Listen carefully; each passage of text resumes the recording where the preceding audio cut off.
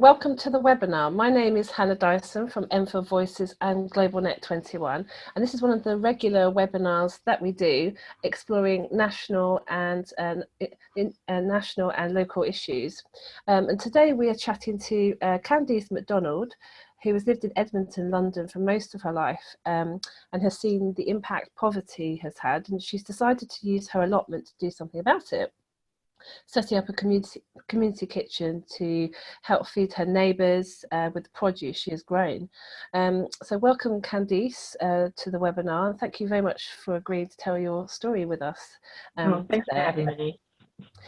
Firstly, can you just briefly tell us about yourself, please?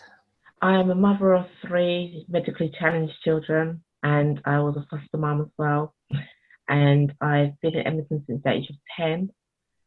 I've got a variety of background behind me, from child protection right through to working in school special needs and other stuff. And at the moment, I'm a community worker.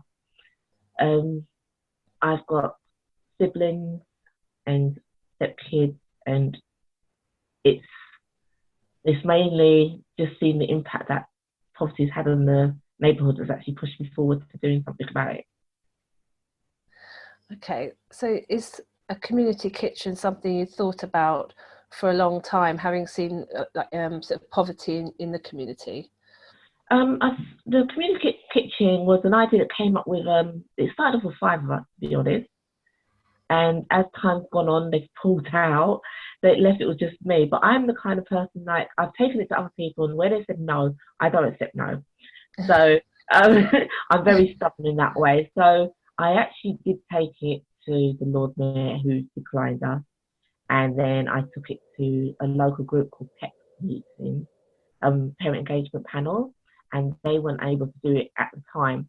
And I felt the need for it had to be now because of what I'm seeing, which is getting worse. Yeah. So I decided, well, in that case, I'm going to do it. So that's exactly what I did. Okay. I put all my, it started with the 5 of us, and then, as I said, we've got parents together helping each other out and sorting things out that way. And it was just a case of whoever didn't have food that day, once we all shared the food between us, the 3 households, it was fine. And then we added more people to it, spoke to parents that were so desperate that was actually contemplating actually leaving their children at the school and letting social services step in. And I felt, no, can't be doing that. So encouraging them to come and join us. So that's how we all started out. Yeah, it's quite astonishing. It's quite astonishing, really, when parents feel like they have to maybe leave their children in the school because they can't afford food. That's how bad it's got, especially with the universal credit. So it was it is a tough time for most parents. But as I said, if you pull together, if there's like 5 of you, 1 person cooking a week, that's only 1 day's money you've got to come up with, and then the rest you put towards something else for you, your kids, or what have you. So it's all about pulling together and trying to help each other out. I was fortunate enough because I had my allotment. So from my allotment, I was growing things like pumpkins, swede, and all these kind of stuff, and corn, but I've grown so many that I couldn't eat it all. So I just ended up coming out, and it's like, as soon as I came home, it's like I took what I needed, put that in the freezer, and then the rest I was handing out to the community for free anyway. So it made sense to me. Like, when I give it to one lady, she goes, she doesn't have a cooker and her kitchen's not working. And I thought, I never thought about it that way. And then suddenly when my kitchen stopped working, I was like, I understand her plight now. So I had to find somewhere to cook it, and I thought it's better we cook the food and share it that way rather than just share it as food that they got to cook themselves. So yeah. It's interesting what you say about the kitchen, because I know the Felix Project sometimes drop off food supplies to various schools, including your nephews. Yeah, they do. And pick him up. But as you say, if they don't have the kitchen facilities, then there's not much you can do. No, because they're just going home with all this stuff that they can't actually cook with. So it is a bit of a It's hard. And I understand you have now got funding for the community kitchen to go ahead again, because you had to actually stop briefly due to lack of funding. Yes. A lovely gentleman had found me. He had donated money towards us. He didn't want to be mentioned, so I won't say his name or anything like that. But I am thankful for what he's done, because that's allowed us to start back up and get the ball rolling while other funding's being seeked. The council has given us an allotment now, and that's their contribution to helping us. And they're also trying to find us a building that we can be based at, so that the public can find us easily. And they're helping us trying to find a kitchen. So they're hands on, and they're trying to help us find funding as well. So it's been perfect because, as I said, this is something that's desperately needed in the community. And you say you're going to try and find somewhere. Is it Latham All Saints in Edmonton that you're going to be cooking from, or that and another? Latham All Saints has agreed that we can do it from the during the summertime. They've agreed that we can use their premises 2 to 3 days a week, but we're still trying to sort of like agree on if we can have it for more time. I have got my own one building which is not really being used that much, which would be perfect for us. But I do understand that there is other activities in the community that's using different halls. So even if it was for us to be moving around from hall to hall that's not being used at the time, we don't mind that. But it's all down to the funding, because we were funding it from our own pockets. We weren't getting no help, and that's where the problem occurred. So so Latin also has been a dream for us, because on the functions that we have done, they've actually given it to us for free. And we're really grateful for that. So that's what you need, really. You need, because of the nature of your project, you need somewhere to give you a lovely kitchen that's working with crockery, or even without crockery, to help you, really. That's what you will need. Will the community kitchen offer workshops, events, kind of education? Yes, we are actually aiming at parents as well. We're trying to do workshops that would help them get back into employment, help them to support housing, benefits, the whole lot. We've even got I even approached Leo Powell at County Line, see if he could do a workshop for us. There's another charity that's ABC. They do child CPR for parents for free. So I've actually asked them if they'll do it for us for free, so we can get the parents in, and we're in agreement with that one. So I'm trying to get a lot of professionals on board that can deliver this to the public and to the parents, so that they know how to safeguard their children. They know what they're looking for. If they're in a gang, if they're being exploited, it's about making them more aware and making them more active in securing their own children's future.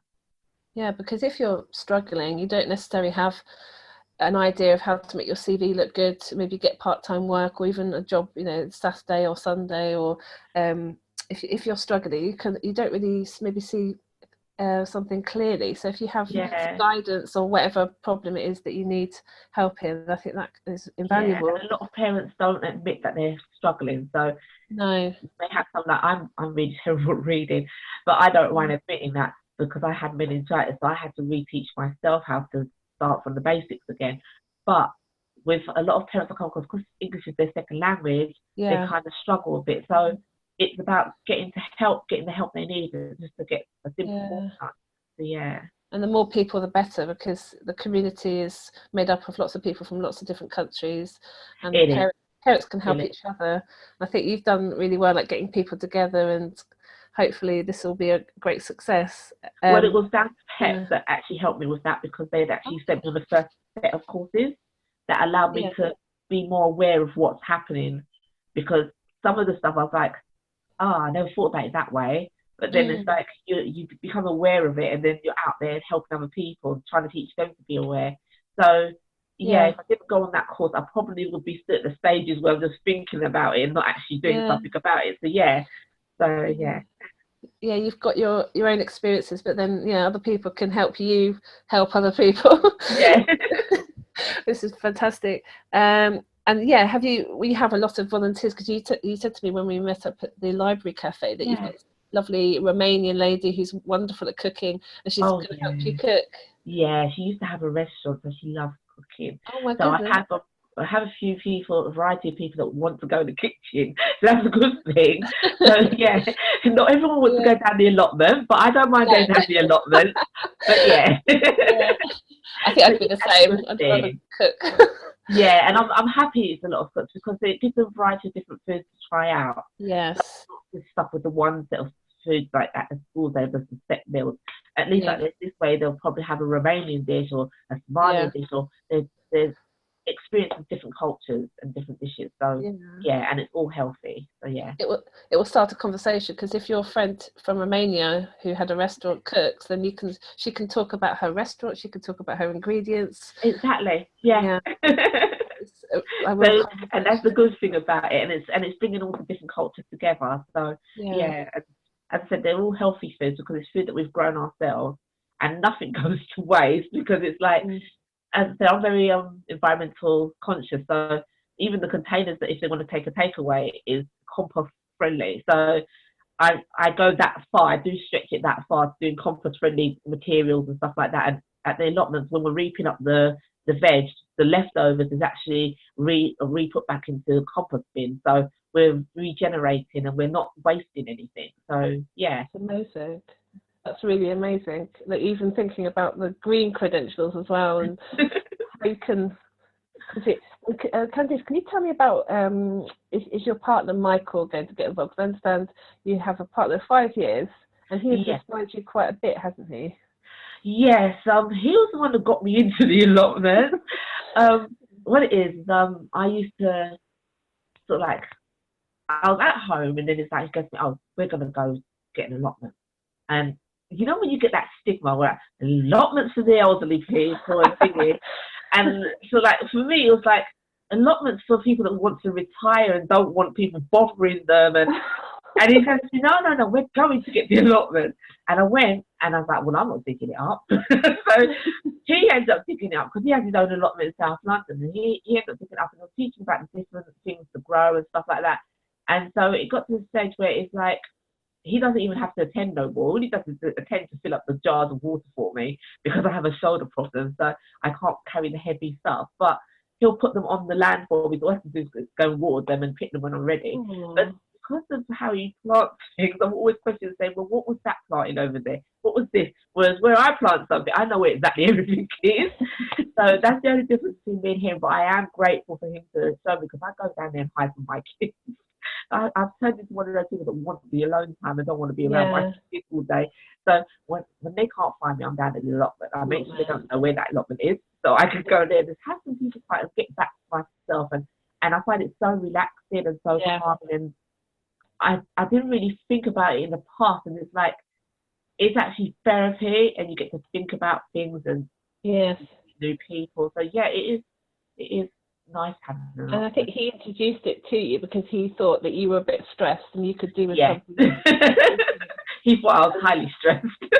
Some fresh air and grow some vegetables at the allotment. Yeah, he did actually. He thought I was kind of highly stressed, but I wasn't highly stressed. I was just, I know my stress levels, and I don't really get stressed. I usually just sort of like blank out anything that's negative. Yeah.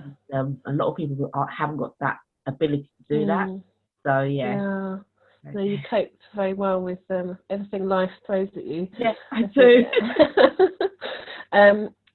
Candice, have you always been community minded? That's something I really like to know. I mean, could you tell people, if you don't mind, about your fostering experiences? Because I know you've been a foster. Yeah.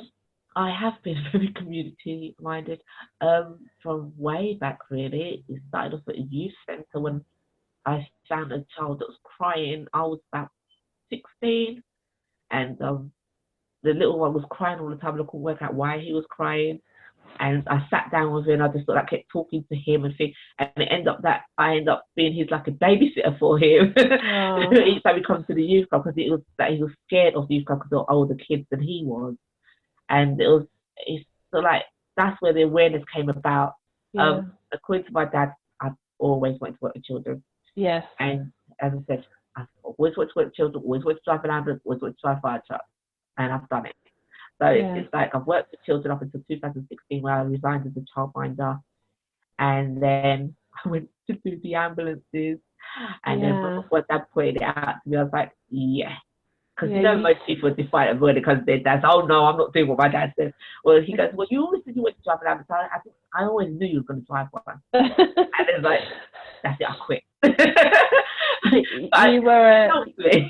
You were an ambulance driver for 6 months or so, wasn't it? Yeah, the money wasn't that great. No. But then it's when my dad pointed out that that's what I always wanted to do. I was like, yeah, no, I didn't want to do that, and it just made me more determined that I wasn't going to do it no more. But I have to put the fire engines. So any fireman out there, keep an eye on your fire engines. But yeah, so yeah. And also, I guess we should point out the fact that one of the reasons why you had, or the big reason why you had to resign from that job, is because the income that you would get wouldn't cover your bills. My rent or my bills, I was earning $700 a month, and my bill was my rent was $750. So I was actually walking to work, not having lunch, and it's like I still couldn't cover the bill, yet alone council bill or any other bills in the house. So it didn't make no sense to me. So I was advised to come out of the job and go on to universal credit, which was even worse. Really, and that's what made me throw myself into my allotment even more. And if it wasn't for the allotment, I wouldn't have had any food that year. So I'm thankful I did have it and kept it up, because at one stage I was going to give it up, thinking it was too much doing work and doing the allotment. But yeah, I'm glad I kept that up, because that actually brought us through the year. I suppose it's the most, in a way, old-fashioned traditional way of cultivating food. I mean, if you go back thousands of years, people have always grown food outside. But what I was going to ask you as well is, I mean, your experience of having to give up your job because it wouldn't cover your bills. Do you think that's why so many people aren't able to give their children food and clothes, and they're worried about how they're going to keep living? Right. For me, it's how can I put it? It's a catch-22 situation. Looking at the view as a childminder, the government gives you around 75% of your childcare allowances. You're working the minimum wage. We work the minimum wage as a childminder. You're paying us what you're actually earning as the minimum wage, and then the government still taxes the childminder £22 back, 22% back from what they've given you in the first place to pay us. So it's like catch-22, because unless you've got a well-paid job, you're always going to be in that circle. And I had one lady that actually owed me quite a lot of money, and I wrote that debt off because I felt so sorry for her. And it was hard because I watched her, and she was in private accommodation. She was working the minimum pay, but she was working long hours. I used to have her children from 6 a.m. till 10 p.m. And I wasn't charging her anything after 6 p.m. And she still couldn't afford to pay for the childcare. And that's why I'm saying it's hard, because if you're in private accommodation, you don't stand a chance, I'm sorry. But what you call it? But if you're normal rent and everything like that, even then that's still a struggle. So that's something that the government needs to address and look at, especially for the private sector, because if their rent is like £400 a week and they're not earning, or they're only earning £250 a week, how do you expect them to subsidise that? Especially if they're working 25 hours and the cut-off point is 25 hours. So, I mean, the mad thing is it's actually more expensive to rent than actually have a mortgage. It is. That's what I've never been able to get my head around that. I just think it should be the other way around. It is. Because I've had a few issues with the house, because as I said, I do a lot of community work, and a few of the issues around the houses are like not suitable accommodations and things like that, where I'm helping one lady at the present who's struggling because she's disabled, but she's on a block where there's no lift, but she's on the top floor.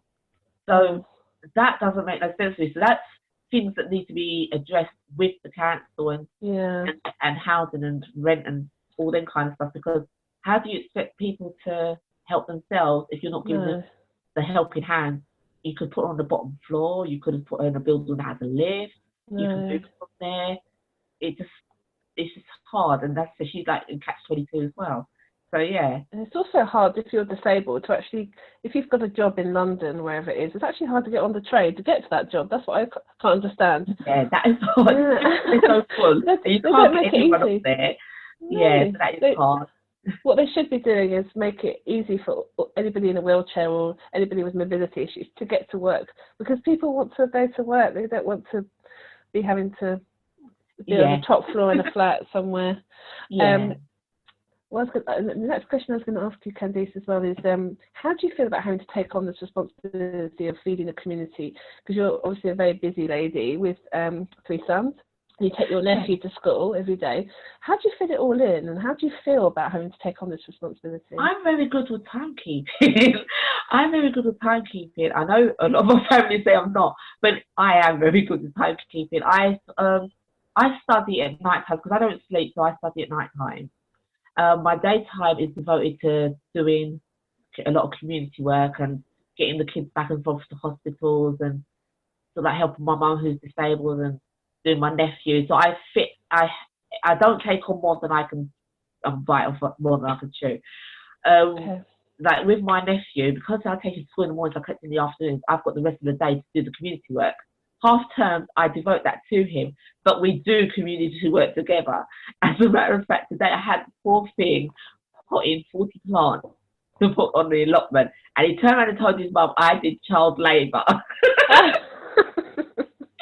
So yeah, but he likes doing them things, and that's what I like about him. He's so much hands on with everything I'm doing, and he even comes down the allotment with me. He likes watering the plants, and so and he likes to know the names of them. He's quite a smart cookie, so he likes to know names. He knows names better than I do. So I said to him, like, say you're playing a game, and I said to him, something to feed. I'm thinking about birds. And I go, oh no, it's a bird. And he turned around and goes, no, auntie, it's a pigeon. And I'm like, okay, I'm not playing this game no more. So yeah, he's quite smart for the 9-year-old. But children take in lots of information like plant names. And he always questions like the roots, and we've even done projects where I started growing some in the bag to see if they work in the house in the winter time, and some of them actually work.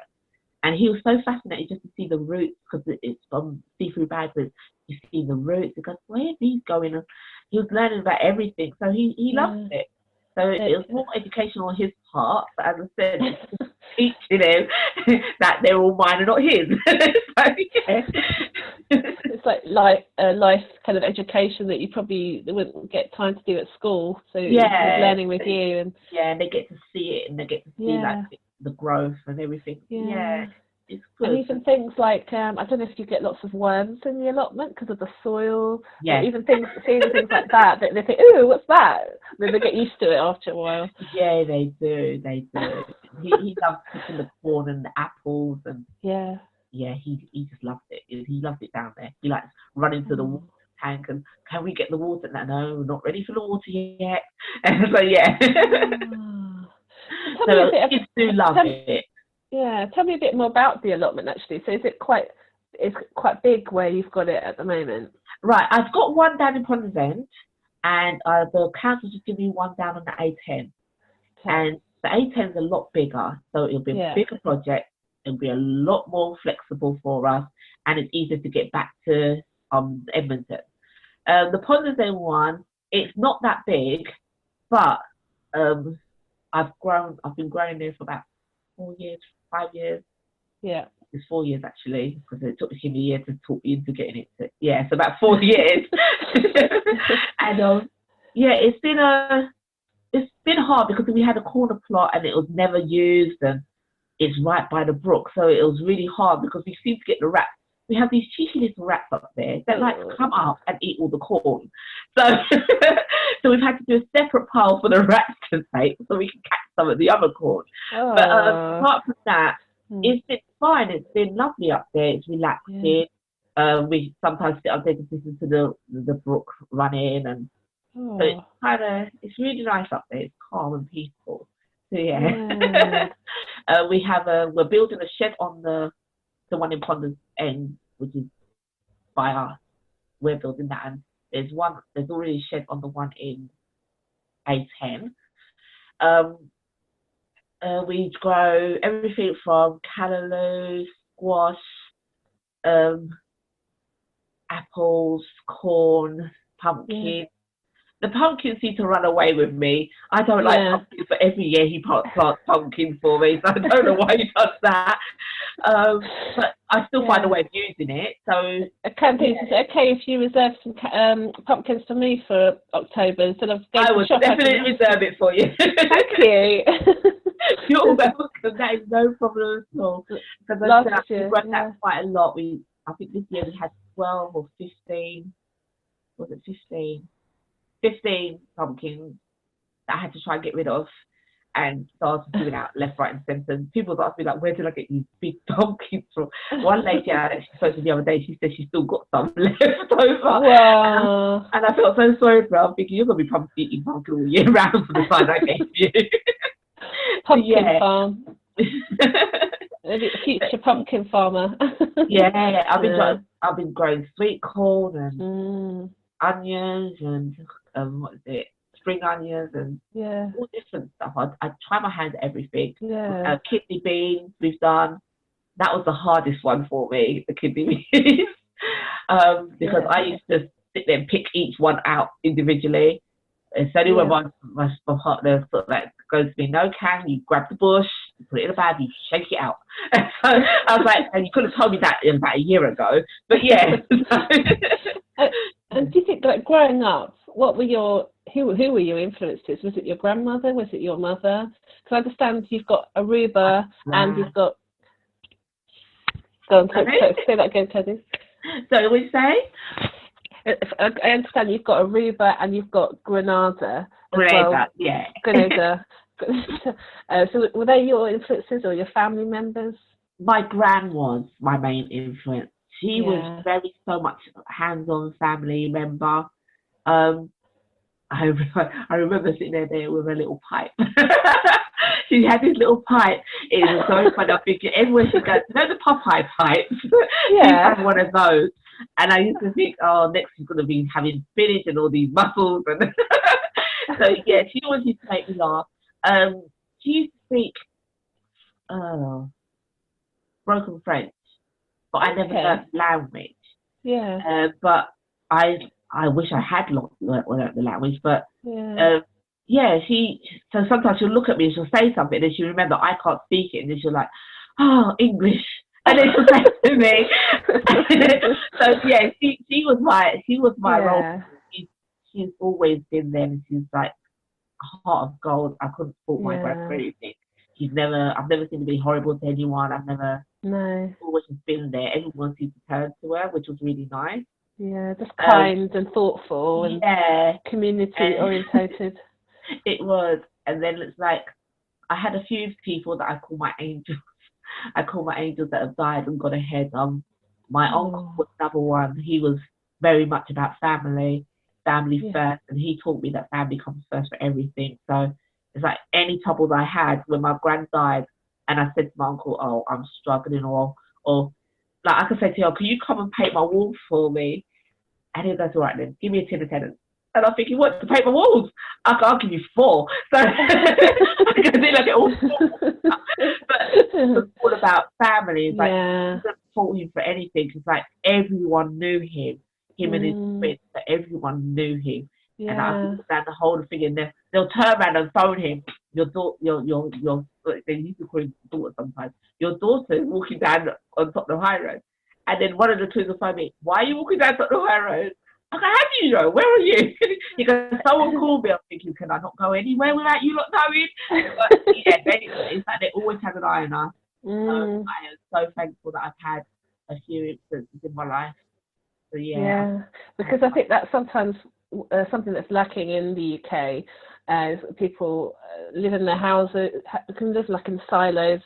Everybody lives in one house and nobody knows what's happening to their neighbour, depending on what road you live on, or your family. Your family might live on another 100 miles away. So I think that's hard because where I was before here, it's like we were on a cul-de-sac, it was on an estate, but we all looked out for one another. So like I knew that a few of them worked night shifts, so I used to collect in all the parcels. And so like if we were going, one of us was going to the shops, the other one would keep an eye on the kids in the street while the other one collected everyone's shopping and things like that. And then when I moved here, it was like I got thrown in the deep end because you'll say hello to the neighbours, and for the first 2 years, no one will answer you back, no one will speak to you, and I was thinking to myself, wow.